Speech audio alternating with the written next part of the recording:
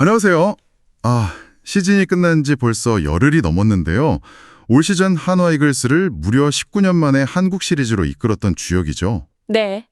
MLB 복귀가 유력하다는 그 코디 폰세 선수가 아직도 대전에 머물고 있다고 합니다.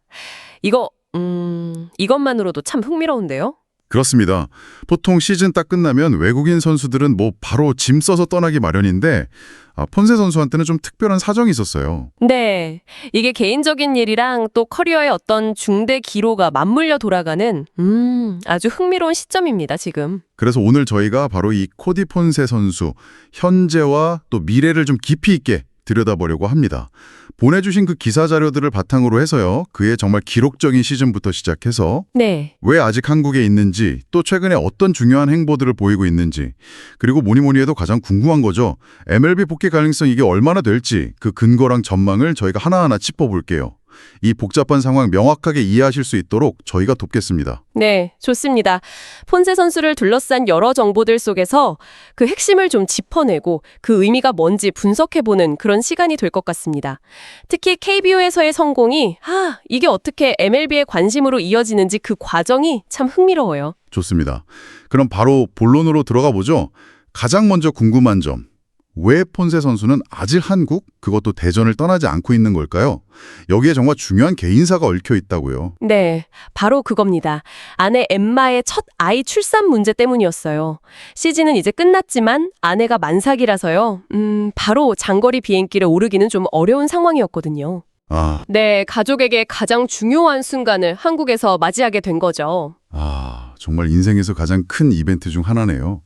근데 한국에서 아이를 낳는다는 결정도 쉽지 않았을 텐데, 순산했는지 관련해서 좀 더 자세한 소식이 있을까요? 네, 엠마는 지난 11월 6일이었죠. 대전에 있는 미지제일 여성병원에서 건강한 딸을 품에 안았습니다. 원래 예정일이 10월 23일이었으니까 한 2주 정도 기다림 끝에 만난 거죠. 아이고, 2주나. 네, 다행히 자연주의 출산 방식 중 하나인 수중분만으로 아주 순조롭게 출산했다고 합니다. 세상에, 예정일보다 늦어져서 부부가 좀 마음고생했겠어요. 그래도 건강하게 태어났다니 정말 다행입니다. 혹시 한국에서의 출산 경험에 대해서 폰세 부부가 남긴 이야기 같은 거 있나요? 네, 아주 긍정적이었어요. 한국에서 출산하기로 한 선택에 후회가 없다 이렇게 말하면서 병원 의료진들에게 아주 깊은 감사를 표했다고 해요. 오, 한국의 그 의료 서비스나 시스템에 상당히 만족감을 느낀 것 같습니다. 이런 경험이 또 한국에 대한 좋은 기억으로 남겠죠. 듣기만 해도 참 훈훈하네요. 그럼 지금은 아내 산후조리 때문에 바로 출국하긴 어렵겠군요. 앞으로 일정은 어떻게 되나요? 정확합니다. 현재 아내 엠마가 집에서 회복 중이라서 당분간은 대전에 머물 계획이고요. 출국은 오는 11월 24일로 예정된 KBO 시상식 요거 참석한 이후가 될 걸로 보입니다. KBO 시상식. 이것도 정말 큰 이벤트죠. 올 시즌 폰세 선수 활약은 정말 대단했으니까요. 네, 그렇죠. 외국인 투수로는 KBO 역사상 처음으로 4관왕을 휩쓸었잖아요. 다승, 평균 자책점, 탈삼진, 승률 1위. 네. 그리고 시즌 MVP 수상 역시 거의 확실시되는 그런 분위기입니다. 그러고 보니까 지난 3월에 입국할 때는 부부 둘이서 왔는데 떠날 때는 아기랑 같이 어쩌면 MVP 트로피까지 품에 안고 돌아갈 수도 있겠네요. 야, 진짜 한편의 드라마 같은데요. 그럴 가능성이 아주 높죠. 네. 개인적인 기쁨이란 커리어의 정점이 한국에서 동시에 이루어지는 폰세 선수한테는 정말 평생 잊지 못할 시간이 될 것 같습니다. 근데요, KBO 시상식 전에 또 하나의 중요한 시상식이 기다리고 있다면서요. 부산에서 열리는 행사라고 들었는데요. 맞습니다. 바로 내일이죠. 11월 11일에 부산은행 본점에서 열리는 제12회 최동원상 시상식에 참석할 예정입니다. 최동원상. KBO 최고 투수에게 주어지는 정말 무게감 있는 상이죠. 폰세 선수가 수상자로 선정되었군요. 네, 지난 10월 23일에 결정됐는데 여기서 주목할 점은 선정위원 8명 전원 만장일치로 뽑혔다는 겁니다. 와, 만장일치요? 네, 올 시즌 그의 퍼포먼스가 얼마나 압도적이었는지를 보여주는 강력한 증거죠. 만장일치라니 정말 이론의 여지가 없었다는 거네요. 대단합니다. 어떤 상을 받게 되는 거죠? 수상자에게는 이제 고 최동원 선수의 그 역동적인 투구 폼을 형상화한 트로피하고 상금 2천만 원이 주어집니다. 그리고 시상식 전에 팬들 만나는 자리도 있는데요. 올해 고교 최동원상 수상자인 신동건 선수라고 동상고 나왔고 롯데자이언츠 지명됐죠. 이 선수랑 같이 팬사인회를 한다고 합니다. 팬들에게는 정말 좋은 선물이 되겠네요. 이 최동원상의 의미를 조금 더 짚어볼 필요가 있을 것 같아요. 한화 이글스 선수로는 최초 수상이라고요? 그렇습니다. 2014년에 이 상이 제정된 이후로 한화 소속 투수가 수상한 건 이번이 처음이에요. 외국인 투수로는 7번째인데 역대 수상자 명단을 보면 2018년, 19년 조시 린드블럼, 2020년 라울 알칸타라, 2021년 아리엘 미란다, 작년 에릭 패디, 그리고 올해 NC의 카일 하트까지. 네, 하나같이 KBO를 평정했던 최고의 에이스들이었습니다. 폰세 선수도 이제 그 반열에 당당히 이름을 올리게 된 거죠. 정말 KBO 역사에 길이 남을 기록들을 써내려가고 있네요. 그런데 이렇게 한국에서 최고의 영광을 누리고 있는데도 불구하고 내던 시즌 한화 유니폼을 입은 폰세 선수를 보기는 좀 어려울 것이다. 이런 전망이 압도적이거든요. 역시 MLB 복귀 가능성이 높다는 이야기겠죠? 네, 현실적으로 그렇게 보는 시각이 지배적입니다. 시즌 중에도 메이저리그 여러 구단 스카우트들이 폰세 선수를 아주 집중적으로 관찰했고요. 그 관심이 굉장히 뜨거웠다는 건 공공연한 사실입니다. 네. 시즌이 끝난 지금도 미국 현지 언론에서는 폰세 거치에 대한 기사가 꾸준히 나오고 있어요. 구체적으로 어떤 이야기들이 오가고 있나요? 혹시 예상되는 계약 규모 같은 것도 언급되고 있습니까? 그럼요. 미국의 그 공신력 있는 매체들이 있잖아요. 다가오는 FA 시장 선수들 계약 규모에 직하는데 폰세 선수 이름이 꾸준히 등장합니다. 예를 들면 MLB 트레이드 루머스. 여기는 2년에 총액 2,200만 달러. 2,200만 달러? 네. ESPN은 2년 1,800만 달러. 그리고 야구 통계 사이트로 유명한 팬그래프는 좀 더 나아가서 3년에 2만 4천만 달러 규모까지도 전망을 했습니다. 와, 2년에 우리 돈으로 거의 300억 원 가까이 되고 3년이면 330억 원이 넘는 수준이네요. 야, 이 액수 차이를 보면 하나 이글스로서는 정말 잡기 어렵겠네요. 그렇죠. KBO 셀러리캡 제한도 있고요. 그렇죠. KBO가 어떻게 보면 MLB 제도전이나 진출을 위한 중요한 발판이 될 수 있다는 걸 보여주는 또 하나의 사례 같기도 하고요.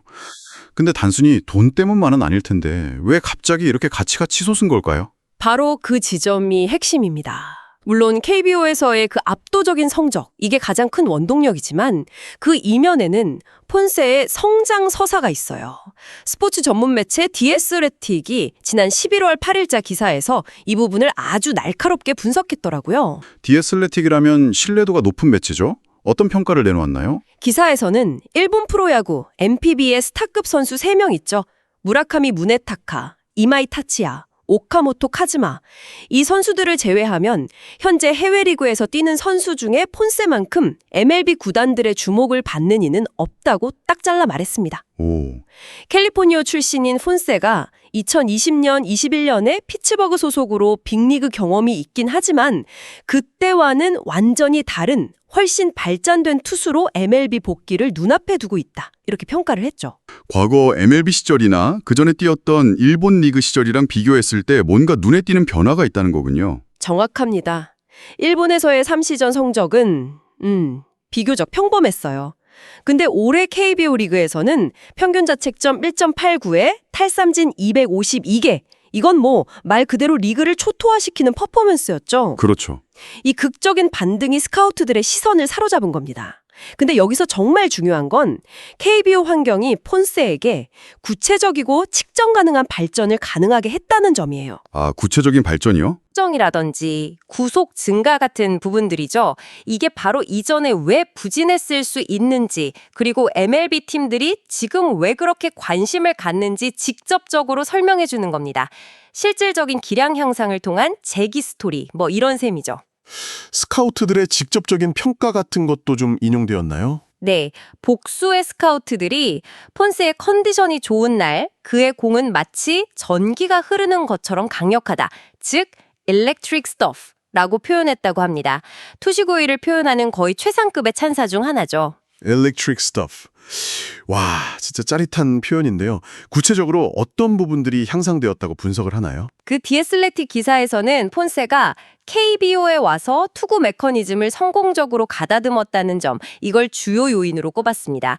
그 결과 패스트볼 최고 고속이 시속 98마일, 우리 단위로는 약 157.7km까지 찍혔고요. 와, 157.7. 네, 여기에 위력적인 커브, 슬라이더, 체인지업까지 다양한 레퍼토리를 갖췄다는 점도 아주 높이 평가했습니다. 투구폼 교정으로 구속이 오르고 다양한 구종까지 갖췄다.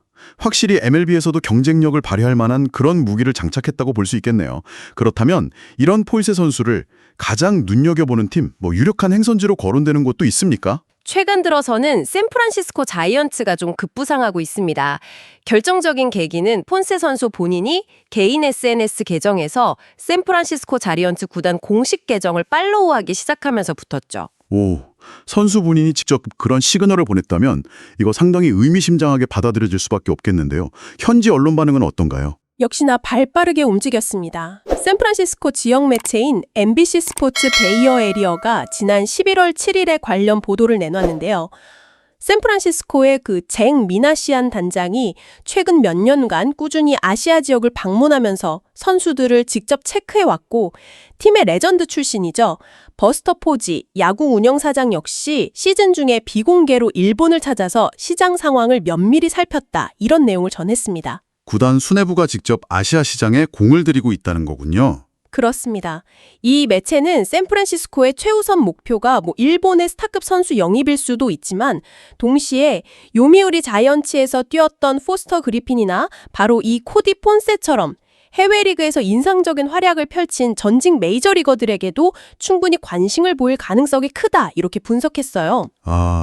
폰세의 SNS 팔로우 소식하고 맞물리면서 이 시나리오가 상당히 설득력 있게 다가오고 있죠. 그러네요. 캘리포니아 출신이라는 점까지 고려하면 정말 딱 맞아떨어지는 느낌인데요. 지역 연고라는 점도 무시할 수 없으니까요. 네, 그런 점도 분명 매력적인 요소가 될 수 있습니다. 여러 정황을 종합해 볼 때 샌프란시스코 자이언츠가 폰세 영입전에 상당히 적극적으로 나설 가능성은 꽤 높아 보입니다. 자, 오늘 코디 폰세 선수에 대한 여러 자료들을 저희가 깊이 파고들어봤습니다.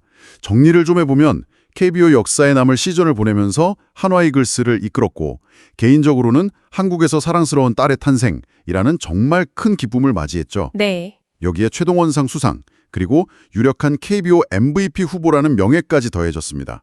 정말 한국에서의 1년은 그에게 잊을 수 없는 시간이 될 것 같아요. 하지만 동시에 바로 그 KBO에서의 압도적인 성공과 눈부신 성장이 역설적으로 MLB 구단들의 강력한 러브콜을 불러왔습니다.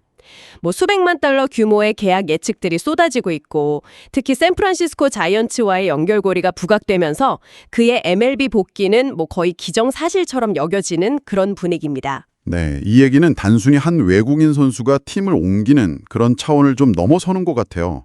KBO 리그가 선수의 잠재력을 끌어내고 성장을 돕는 그런 무대가 될 수 있다는 점, 그리고 선수 개인의 노력과 변화가 만나서 어떤 극적인 결과를 만들어낼 수 있는지를 보여주는 아주 흥미로운 사례입니다.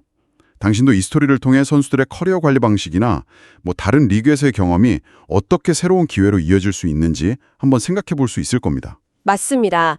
특히 폰세가 KBO에서 단순히 좋은 성적을 낸 것을 넘어서서 투구 메커니즘 수정 같은 그런 구체적인 변화를 통해서 기량 자체를 한 단계 끌어올렸다는 점은 시사하는 바가 매우 크다고 봅니다. 그렇죠. 그래서 마지막으로 이런 질문을 한번 던져보고 싶습니다.